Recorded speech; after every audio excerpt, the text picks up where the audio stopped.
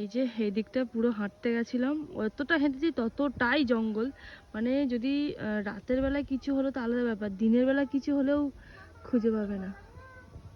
আর এই যে আবার হাঁটতে হাঁটতে তেঁতুল গাছের দর্শন পেয়েছি, আবার এবার তেঁতুল পারবো। চলো গাইস, আমরা চলে এসেছি এই যে এখানে ছবি টবি তোলার জন্য।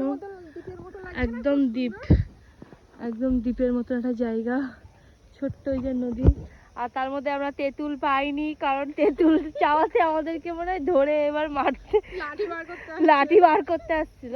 তবে মাথাটা মনে হয় খারাপ ছিল, কারণ তালা মেরে রেখে দিয়েছে, বাড়িতেও কেউ নেই। চলো আমরা একটা ছবি টবি তুলে নিই, তারপরে আবার। জানো তো, আজকে আমার একটা ছোট্ট অভিজ্ঞতা হলো, আর সেটা আমি ছোট্ট করে একটু শেয়ার করি। সেটা হলো, প্রথম কথা হলো এটা যে কাউকে দূর থেকে জাজ করা একদমই উচিত না। আজকে আমরা একটা বাড়িতে তেঁতুল চাইতে গেছিলাম, মানে না টাকা দিয়েই নিতাম, কিন্তু বউটা মুখের ওপরেই না বলে দিল। আমরা প্রথম ভাবছিলাম এ বাবা এরকম কেন। তারপরে কিছুক্ষণ আমরা ওখানে দাঁড়িয়েছিলাম বলে একটা লাঠিও বের করে মানে আমাদের দিকে এগিয়ে আসছিল, আমি জানি না কী কারণ। পরে আমরা আশেপাশের লোক মানে কয়েকজন রাস্তা দিয়ে যাচ্ছিল, তখন তারা বলেন ওনার মাথার সমস্যা। তারপর আমরা দুজন মিলে কথা বলছিলাম, এ বাবা আমরা কি না কি ভাবছিলাম ওনাকে নিয়ে।